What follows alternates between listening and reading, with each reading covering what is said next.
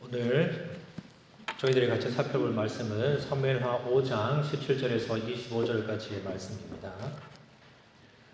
지난번 저희가 이제 설교를 하면서 그 말씀을 드린 적이 있습니다. 기억나시죠? 인생은 B와 D 사이에 있는 C다. 그러니까 태어남과 죽음 사이에 있는 선택이다. 그렇게 말씀드린 적이 있습니다. 우리가 어떤 선택을 할 때, 그리고 어떤 것들을 결정할 때 그 결정이 우리의 삶에 있어서 얼마나 중요하고 크게 영향을 미치는가 우리는 잘 알 수가 있습니다. 어떤 결정들은 그 단순한 결정으로 인해서 우리의 삶이 참 안정되고 행복한 그런 결정이 있는가 반면, 또 어떤 결정들은 내가 왜 그때 그런 결정을 했을까 땅을 치면서 후회하는 그런 결정들도 있죠. 그것들을 이렇게 돌아보게 되면 과연 내가 어떻게 결정하는 것이 맞는 결정일까? 어떻게 결정하는 것이 하나님의 뜻에 합당한 그런 결정일까? 그런 생각들을 많이 하게 됩니다. 그러면 우리는 하나님의 뜻에 따라 결정하려면, 그러니까 우리가 생각할 때 하나님의 뜻에 따라서 우리의 인생을 생각하고 또 계획하고 또 여러 가지 선택의 사안에서 선택하고 결정할 때 하나님의 뜻대로 결정하는 것이 가장 좋은 그런 결정이다라고 우리는 생각을 하잖아요. 그래서 이 시간에 그러면 과연 무엇이 하나님의 뜻대로 하는 결정인가? 그게 대해서 한번 생각해 보도록 하겠습니다. 다음에 또 저한테 이 설교의 기회가 주어질지는 모르겠지만 다음에 기회가 되면 또 두 번째 시간 준비되어 있습니다. 그 두 번째 시간은 우리가 또 따로 살펴보도록 하고, 오늘은 가장 기초가 되는 것, 어떻게 하면 하나님의 뜻대로 우리가 잘 결정을 할 수 있을까, 그것을 한번 생각해 보도록 하겠습니다. 우리는 매 순간 이제 하나님의 뜻에 따라서 선한 어떤 그런 결정들을 하기를 원합니다. 그러나 하나님의 뜻대로 우리가 어떤 것들을 결정을 하려면, 그러니까 선한 것들을 결정을 하려면 무엇을 알아야 될까요? 제일 먼저는 하나님의 뜻이 내 삶 가운데에 무엇인가를 우리가 잘 알아야 됩니다. 그러면 하나님의 뜻이 무엇인지를 우리가 알 수 있는 방법이 무엇일까? 그거는 성경 말씀을 통해서 그것들을 잘 알 수가 있는 거죠. 성경에서 우리들에게 삶의 자세를 어떻게 이야기를 하는가? 우리가 살아갈 때 어떤 선택들을 할 때 어떻게 선택하는 것이 하나님의 뜻의 바른 선택인가? 하나님의 말씀을 우리가 잘 알아야만이 그 뜻이 하나님의 뜻인지 아닌지 우리가 잘 분별할 수가 있는 거죠. 성경에는 이 하나님의 뜻이 아니라 자신의 추정에 근거해서 어떤 일들을 결정하고 또 그것들을 결정하고 실행해 나감으로 말미암아서 큰 고난과 고통 가운데에 처해 있던 많은 예가 나옵니다. 제가 추정이라고 말씀을 드렸는데, 추정이라는 게 뭔가요? 어떤 일어나지 않는 일을 마치 사실인 것처럼 추측해서 생각을 하는 겁니다. 그러니까 성경에서 이야기하는 길과 또 성경에서 이야기하는 진리는 분명한데, 우리가 그것들을 살펴보지 않고 내가 생각할 때 이게 맞는 길, 그리고 내가 지금까지 쭉 경험해 왔을 때 이것이 하나님의 뜻일 거야, 그리고 이렇게 추측해서 결정하는 걸 우리는 추정이라고 그렇게 이야기를 합니다. 그래서 진리가 아닌 것들을 마치 진리인 것처럼 생각하고 그 일들을 결정해 나가는 거죠. 그래서 그거는 하나님의 일을 넘어서는 나의 역할들을 굉장히 많이 초래하게 됩니다. 그러다 보니까 이게 현실적인 것들을 넘어서서 타당한 범위 이상의 것들을 우리가 적용을 하게 되죠. 결국 성경의 진리와 원칙을 우리의 구체적인 상황에서 잘못 적용하게 됩니다. 그래서 실족하게 되고 큰 고난을 당하는 일들이 생기게 됩니다. 인생의 갈림길에 있어서 이 하나님의 뜻을 결정하기 위해, 하나님의 뜻대로 결정하기 위한 우리의 첫 번째 중요한 원칙이 바로 하나님과 우리 사이에 수직적인 초점을 맞추는 겁니다. 하나님께 우리의 수직적인 초점을 맞춘다. 그 얘기는 무엇이냐면 우리가 그리스도 안에서 참으로 온전히 거하기 때문에 우리가 그리스도 안에 거하기 때문에 우리가 하나님과 올바른 교제를 할 수 있다는 의미입니다. 그렇기 때문에 하나님의 뜻을 우리가 제대로 들을 수가 있고 하나님의 뜻대로 행할 수 있는 거죠. 그 말은 우리의 모든 인생의 갈림길에서 하나님의 뜻대로 결정하기 위해 하나님의 수많은 지침이 담겨있는 그 성경을 우리가 바로 알아야 된다는 것들을 또한 의미합니다. 이거는 또 무엇을 이야기를 하느냐? 내 자신의 힘이나 내 자신의 능력으로 어떤 일들을 해결하려고 하지 않는다는 것을 뜻하기도 하죠. 우리는 선택을 하는 데 있어서 두 가지 선택을 할 수가 있습니다. 하나는 우리 자신의 생각과 나의 추론에 근거해서 가장 최선이다 라고 생각하는 것들을 선택하는 겁니다. 이걸 흔히 무엇이라고 이야기를 하냐면 수평적인 구도라고 이렇게 이야기를 합니다. 그러니까 내가 봤을 때 내 경험과 내 추론으로 이루어서 이것이 바로 확실한 하나님의 뜻이야 이렇게 선택하는 그 수평적인 방향을 이야기를 합니다. 다른 하나는 앞에서도 계속 말씀을 드렸다시피 문제에 대해서 하나님께서 무엇이라고 이야기를 하십니까? 너희가 이것을 결정하는 데 있어서 하나님께서 무엇이라고 말씀하시는가? 그것들을 항상 살피는 이 수직적인 것들을 우리가 선택할 수가 있습니다. 그러니까 우리의 삶은 수평적인 것과 수직적인 것 둘 중에 하나를 선택해서 살아갈 수가 있는데 여러분들 수평적인 것과 수직적인 것을 합치면 뭐가 되죠? 십자가가 됩니다. 물론 우리의 수평적인 것도 중요합니다. 우리가 어떻게 살았고 어떻게 생각을 했고 그 다음에 내가 이런 결정들을 내렸을 때 어떤 삶의 결과들이 나에게 있었는지 그 경험, 수평적인 경험을 통하는 것도 중요하지만 그것보다 더 중요한 건 하나님과 우리 사이에 여기에 대한 수직적인 경험들이 더 중요하죠. 교회에서는 십자가에 대해서 그렇게 이야기를 합니다. 수평적인 우리 성도들 간의 교제가 중요하지만 또 뭐가 중요하냐면 하나님과 우리 사이를 연결해주는 예수 그리스도의 그 사역이 더 중요하다고 그렇게 말씀을 하는 거죠. 그래서 이 두 개가 합쳐져서 십자가가 되었습니다. 우리가 성경 말씀을 오늘 두 가지 사례를 통해서 한번 살펴보게 될 텐데요. 첫 번째 인물은 모든 일에 있어서 하나님의 뜻을 묻고 하나님께 또 하나님께서 이끄시는 대로 삶을 살아가던 그 순종적인 그 한 사람의 이야기를 살펴볼 거고요. 또 하나는 하나님의 뜻을 구하지 않았고 살았던 사람들의 이야기, 그 두 가지의 이야기를 한번 살펴보도록 하겠습니다. 먼저는 오늘 말씀에 나오는 다윗에 관련된 이야기입니다. 끊임없이 하나님의 뜻을 구했던 그 다윗인데요. 사도행전 13장 22절의 말씀에 보게 되면 이렇게 기록을 합니다. 하나님께서는 다윗을 하나님의 마음에 맞는 사람이었다라고 성경은 기록을 하죠. 그러니까 이 이야기는 뭐냐면 다윗은 항상 하나님과 수직적인 그 관계를 유지하면서 살았다는 이야기입니다. 이제 다윗이 여러 가지 많은 역경들을 딛고 이스라엘의 왕이 되게 됩니다. 그전에는 왕이 없었기 때문에 이스라엘 어떤 특별한 힘의 부심점이 없으니까 언제든지 저 이스라엘은 우리가 필요하면 쳐들어가서 약탈할 수 있는 그런 민족이었는데 이제 한 사람 힘을 가지고 있는 또 한 사람이 딱 왕으로 등장을 해서 그 왕을 중심으로 해서 이스라엘 백성들이 힘을 뭉치기 시작하면 이제 우리가 더 이상 이스라엘 나라 가운데에 이득을 취할 수 없게 되겠구나 라고 많은 옆에 있는 민족들이 생각을 하게 되죠. 지금 미국의 대통령이 트럼프가 되고 나서 트럼프가 아주 힘있게 모든 것들을 다 강력하게 밀고 나가니까 주변에 있는 모든 나라들이 이것을 어떻게 해야 될까 서로 눈치 보느라고 바쁜 이 상황과 비슷하게 다윗이 왕이 되고 난 다음에 모든 것들을 다 정비를 하고 힘을 길러 나가니까 이제 그 주변에 있는 민족들이 근심하기 시작합니다.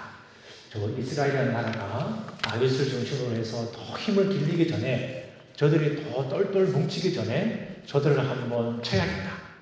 이왕이면 왕이었던 다윗을 죽일 수 있으면 좋겠다. 우리가 그동안 잠깐 봐주면서 했는데 이번에는 어떻게 해요? 봐주지 말자. 그냥 아예 그냥 싹을 밟아버리자. 그러고 이스라엘의 그 해안가에 살고 있던, 지금의 가자지구 그쪽에 살고 있던 이 블레셋 사람들이 다 일어나게 됩니다. 이 왕들이 힘을 합쳐서 우리 이제 다윗을 치러 갑시다. 이스라엘을 치러 갑시다. 그리고 그 사람들이 이스라엘을 치기 위해서 모이게 됩니다. 다윗은 그가 왕이 되고 난 다음에 내가 왕이 되자마자 이 태평성대 하나님의 인도하신 가운데에 나라가 평안해야 되고 하나님의 강력한 힘 가운데에 주변에 있는 나라들을 벌벌 떨어야 되는데, 아니 오히려 그 기회를 맞아서 자기를 쳐들어오겠다고 하는 이 블레셋을 보자 그의 마음 가운데에 아마도 근심이 찾아 들었겠죠. 그런데 다윗은 거기에서 이렇게 성경은 기록을 합니다.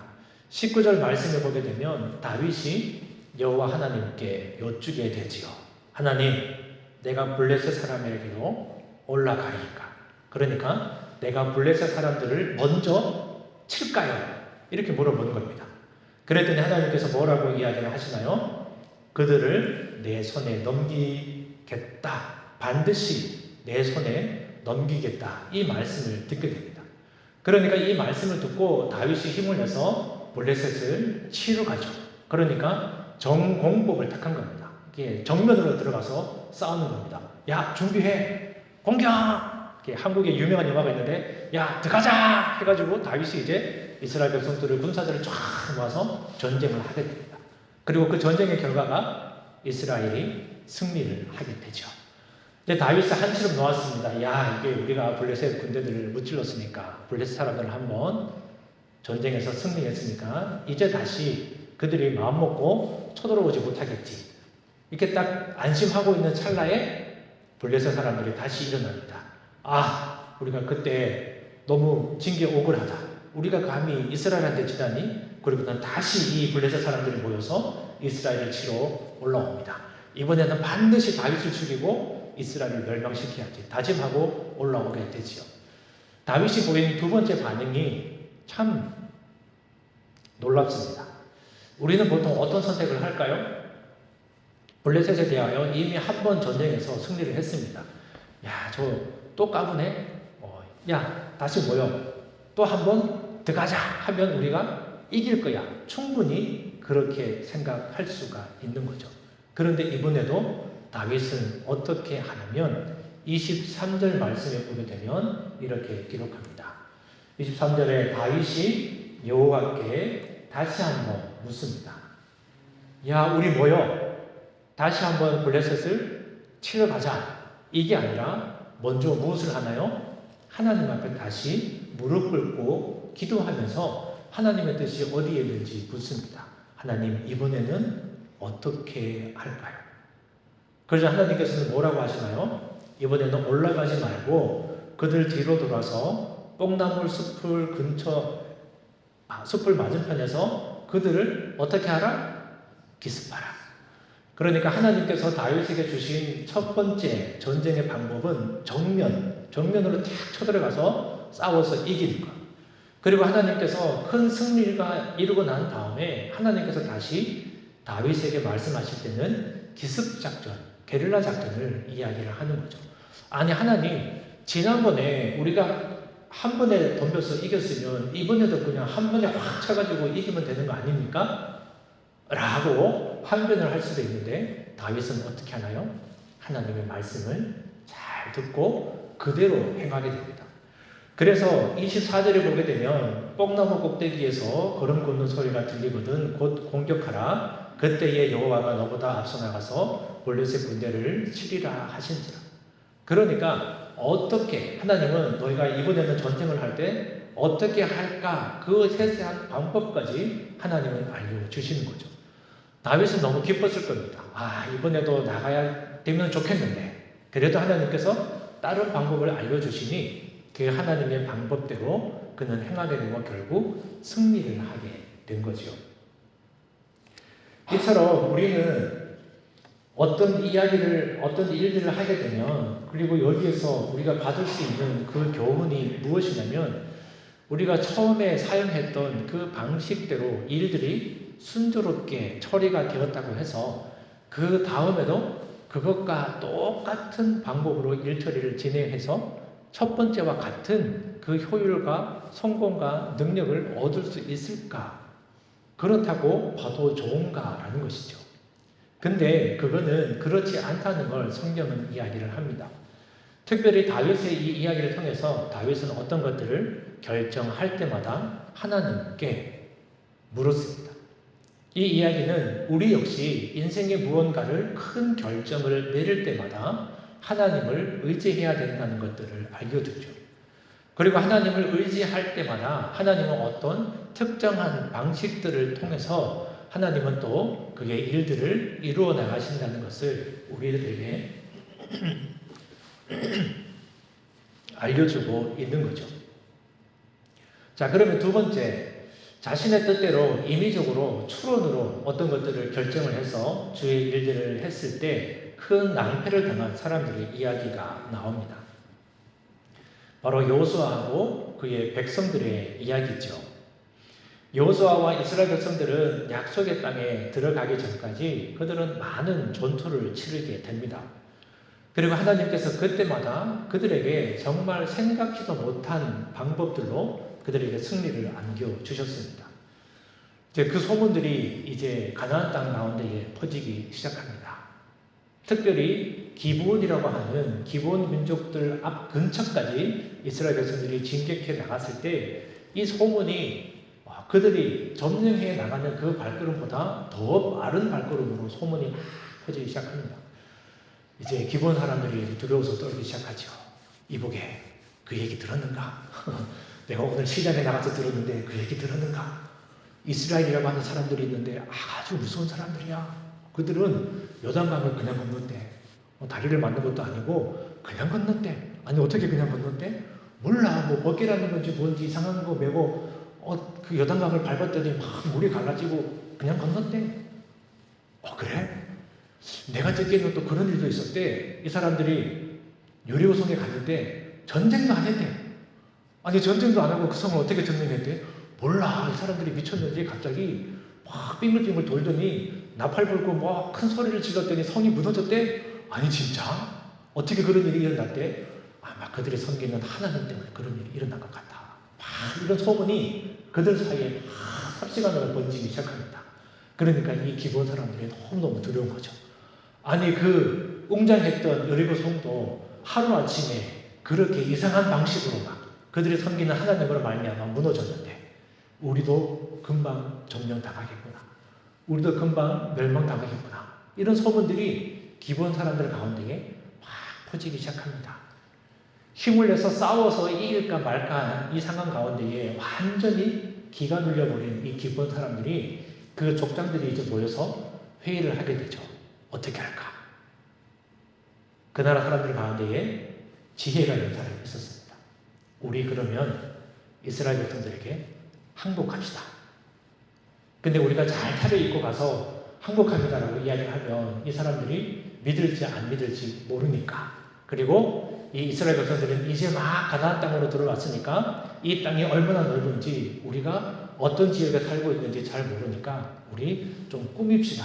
어떻게 꾸밀까요? 마치 먼 데서 몇 날 며칠을 소식을 듣고 걸어온 것처럼 우리 옷도 막 먼지 묻히고 좀 이렇게 해지게 하고 그다음에 얼굴에 흙도 좀 묻히고 신발도 많이 걸어온 것처럼 신발도 어디서 막 떨어진 거 그런 거 신고 우리 갑시다. 그리고 우리가 먹을 물도 아주 오래된 것처럼 그렇게 준비를 해서 이스라엘 백성들을 만납시다. 그리고 그들에게 항복. 우리가 여러분들의 소문을 듣고 저 몇 날 멀리 거치는 저 먼 곳에서도 여러분들에게 항복하러 왔습니다. 우리의 모습을 보고 우리를 용서해 주십시오. 이렇게 꾀를 내고 이스라엘 백성들을 만나러 오게 됩니다. 그리고 그들은 그들의 모든 성의를 다해서 이스라엘 백성들 앞에 그렇게 표현을 하죠. 우리가 소문을 들었는데요. 우리는 먼 데서 왔습니다. 너무 힘듭니다. 바람을 뚫고 먼지를 뚫고 와서 우리가 이제 항복합니다. 이렇게 이야기를 하게 되죠. 그 이야기를 듣고 여호수아서 9장 14절, 15절에 보게 되면 이렇게 기록을 합니다. 우리가 그들의 양식을 취하고는 어떻게 할지를 여호와께 묻지 않고 여호수아가 곧 그들과 화친하여 그들을 살리라는 조약을 맺고 회중 족장들은 그들에게 맹세하였더라. 여기서 다윗과 완전히 다른 여호수아와 이스라엘 백성들의 모습을 보여주죠. 사실 지금까지 여호수아와 이스라엘 백성들의 모습은 하나님께서 이끌어 주시는 대로 하나님께서 이야기하시는 대로 그것들을 잘 행해서 지금까지 전쟁에서 승리해 왔던 사람들입니다. 어떻게 해야만 하나님께서 그들 가운데에 함께 하시는지를 여호수아와 이스라엘 백성들은 너무나 잘 알고 있는 사람이었던 거죠. 그런데 계속되는 승리의 그 발걸음으로 인해서 그리고 지금 그들 앞에 무릎 꿇고 항복을 선언하는 그 사람들의 모습을 보고 그들은 하나님 앞에 묻지 않고 그들은 나름대로 추정해서 결정을 하게 됩니다. 그들의 모습을 보고 당신들이 정말 먼 곳에서 왔군요. 당신들의 그 마음에 감동해서 우리가 당신들과 평화조약을 맺겠습니다. 이렇게 이야기를 하게 됩니다. 결국 이 기브온 사람들의 그 기만 전술에 이스라엘 백성들은 당하고 만 거죠. 그리고 나중에 얼마 지나지 않아서 당신 그렇게 먼데 안 살았네? 이걸 알게 된 겁니다. 그런데 이미 그들과 평화조약을 맺었기 때문에 그들을 칠 수도 없는 그런 상황이 되었죠. 어쩔 수 없이 그들과 함께 어울려서 살 수밖에. 물론 그들이 우리가 당신들의 종이 되겠습니다 라고 이야기를 하고 또 종으로서의 삶을 살아가기는 하지만 그들이 이스라엘 백성들의 삶 가운데에 들어옴으로 말미암아 무엇이 생겼을까요? 가랑비에 옷 쫓는다고 우상을 숭배하던 그들의 관습과 그들의 문화가 이스라엘 백성들 가운데에 들어오게 되고 결국 하나님을 떠나 우상을 숭배하게 되는 그들의 모습에까지 발전되게 되는 모습들을 우리가 보게 됩니다. 이 이야기는 우리가 하나님께 수직적인 그런 초점을 맞추지 못할 때 어떤 일이 일어나는가를 잘 보여주는 그 예라고 할 수가 있습니다. 우리가 이 땅을 살아가면서 정말 많은 이들이 우리 삶 속에서 이러한 기드온의 책략에 속수무책으로 너무나 쉽게 넘어지는 모습들을 볼 수가 있습니다. 그럴싸한 투자의 기회. 이거 내가 어디서 정말 귀하게 입수한 정보인데 여기가 좋대.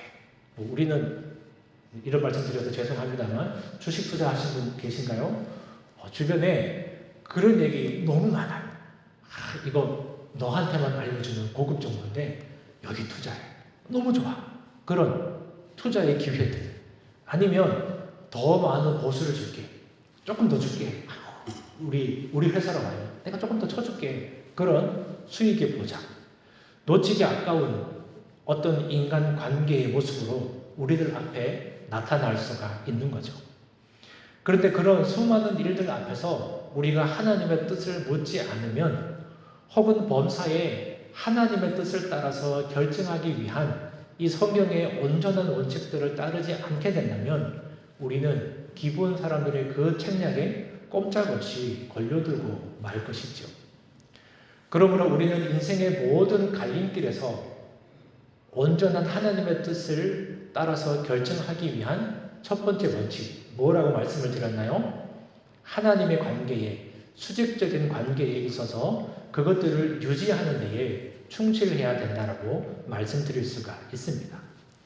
그렇게 할 때 하나님께서는 우리의 삶 속에 도사리고 있는 이 여러 가지 함정들, 기브온의 책략을 우리가 지혜롭게 그것들을 간파하면서 이겨나가고 또 하나님께서 그 가운데 우리를 보호해 줄 것이라 그런 기대를 할 수가 있는 거죠. 앞에서 많은 이야기를 드렸는데 이제 이 모든 것들을 다 마무리를 하면서 목사님 좋습니다. 하나님의 말씀대로 뜻을 물어보고 결정하는 건 다 좋은데 그러면 어떻게 하는 게 참 하나님의 뜻을 물어보는 건가요? 라고 이렇게 말씀하실 수 있습니다. 하나님의 말씀을 보고 뭐 하나님께 뜻을 묻고 다 좋은데 그러면 그게 진짜 하나님의 뜻인지 내가 어떻게 알 수 있을까? 자, 어떤 문제에 우리가 직면했을 때 가장 먼저 내가 해야 되는 것들은 내 마음이, 그러니까 내 생각이 그 문제의 결정에 있어서 뜻을 가지지 않도록 내 생각을 배제하는 게 중요합니다. 우리가 이런 것들을 잘 하지 못하기 때문에 우리가 당하는 10가지 괴로움 중에 한 8, 9가지 정도는 내가 생각했을 때 합당한 것들을 결정하고 진행했을 때에 바로 어려움을 당하는 데서 비롯됩니다. 이것을 우리가 잘 해결하기 위해서는 하나님과 수직적인 그런 관계를 이어나갈 때에 가능한 거죠. 이렇게 내 뜻대로 또 내 입맛대로 결정하려고 하는 것들을 내려놓고 난 다음에 내 느낌이나 또 단순한 인상 같은 것들로 인해서 그것들을 결정하려고 하는 생각들도 우리는 내려놔야 됩니다. 그러니까 어떤 사람의 한 인상을 보고 저 사람은 너무 인상이 좋아. 저 사람이 인상이 좋으니까 심성도 좋을 거야. 저 사람이 말을 저렇게 잘하네? 청산유수처럼 말을 저렇게 잘하는데 저 사람 알고 있는 것도 많은 것 같아. 그러니까 나에게 도움이 될 거야. 저 사람이 하는 얘기는 믿을 수가 있어. 어떤 인상을 가지고 우리가 결정하게 된다면 마치 기브온 사람들이 자신들의 모습을 거짓으로 꾸며가지고 이스라엘 백성들을 속였던 것처럼 우리도 그렇게 큰 어려움에 빠질 수가 있는 거죠. 그리고 하나님의 말씀을 통해 하나님의 영의 뜻을 구해야 됩니다. 그러니까 우리가 하나님과의 수직적인 관계, 그리고 하나님의 말씀을 통해 하나님의 영을 통해 뜻을 결정해야 되는 거죠. 이 두 가지가 참 중요합니다. 성경의 가르침 그리고 하나님의 말씀, 이 두 가지가 중요하죠. 왜 이 두 가지가 중요하냐? 말씀을 배제하고 성령의 가르침만을 추구한다면 마치 자신의 느낌이나 인상에 의지할 때와 마찬가지로 큰 미혹에 빠지는 것을 피할 수가 없는 거죠. 이런 것들이 주로 많이 일어나는 그런 교파가 어디냐면 주로 성경의 말씀들을 등한시하고 성령의 능력들을 강조하는 그런 교단에서 많이 빠지기 쉬운 그런 오류입니다. 또 너무 경직되어서 온전히 말씀만을 가지고 성경의 사역들을 배제시키는 그런 일들도 또한 우리 여러 많은 교단 가운데에 일어나고 있죠. 그러나 하나님의 말씀과 성령 하나님의 능력이 같이 임하고 같이 역사할 때 우리는 하나님의 뜻을 제대로 분별할 수가 있는 겁니다. 그리고 그 다음으로 해야 될 것들은 하나님의 섭리 안에 속해 있는 내 주변의 환경들을 잘 주목하는 거죠. 그래서 우리의 환경을 주목을 하면서 하나님의 뜻을 정확하게 계시해 달라고 기도해야 됩니다. 그래서 이것들을 잘 요약을 하자면 첫 번째는 기도를 통해서, 그리고 두 번째 말씀 묵상을 통해서, 세 번째 우리 삶 가운데에 내 환경에 대한 진지한 숙고를 통해서 능력과 지식을 최대한 발휘해서 신중하고 또한 조심스럽게 우리가 결정을 해야 되는 거죠. 이렇게 결정하고 난 다음에 우리 마음 가운데에 평안이 찾아온다면 동일한 기도의 제목을 가지고 서너 차례 더 기도하는 게 필요합니다. 한 번 기도했고, 한 번 하나님의 말씀을 살폈고, 한 번 성령 하나님께서 이렇게 나에게 마음을 주신다라고 해서 그걸 그대로 결정하고 성급하게 결론을 내리는 것이 아니라 어떻게 해요? 두 번, 세 번, 네 번 다시 한번 하나님 앞에 기도하고 다시 한번 하나님의 말씀을 보고 다시 한번 성령 하나님의 능력을 구하는 거죠. 그리고 그때마다 내 마음 가운데에 평안이 있다면 이렇게 해도 될까? 라는 생각이 있다면 그거는 제고하셔야 되는 겁니다. 내 마음 가운데에 몇 번으로 그 말씀을 놓고 기도했을 때 그 가운데에 내 마음에 평안이 있다면 그것이 하나님의 뜻이다. 이렇게 말씀드릴 수가 있습니다. 제가 미국 오기 전에 참 많은 고민이 있었겠죠. 모든 삶을 다 정리하고 다시 미국으로 가야 되는데 그때 한 6개월 정도 하나님 앞에 참 많은 고민과 기도의 시간들을 가졌습니다. 그러면서 하나님 이게 정말 하나님의 뜻이라면 그 가운데에 하나님의 인도하심이 있다면 하나님 저에게 말씀해 주십시오. 제 마음 가운데에 하나님 확신과 평안을 주십시오. 하나님 앞에 기도하고 또 말씀을 묵상할 때 하나님께서 이 말씀을 주셨습니다. 시편 139편 17절에 있는 말씀인데요. 이렇게 기록합니다. 하나님이여 주의 생각이 내게 어찌 그리 보배로우신지요. 그 수가 어찌 그리 많은지요. 이 말씀을 저에게 주시면서 마음의 평안을 주셨습니다. 한국의 모든 것들을 정리하고 미국으로 올 때 가장 큰 걱정은 뭘까요? 가서 잘 적응할 수 있을까? 가서 잘 벌어먹고 잘 살 수 있을까? 그런 걱정들을 되게 많이 하는 거죠. 다시 내가 그 삶들을 살아갈 수 있을까? 그 걱정들을 하고 있을 때 하나님께서는 이 말씀을 통해서 저에게 평안을 주셨습니다. 그 수가 어찌 그리 많은지요. 나는 생각지도 못하고 나는 상상지도 못할 그런 수많은 방법과 수많은 계획을 가지고 하나님께서는 우리의 삶을 인도해 주고 계십니다. 우리 마음 가운데에 그런 의심과 그런 생각이 든다면 이 말씀을 꼭 기억해 주셨으면 좋겠습니다. 그 수가 어찌 그리 많은지요.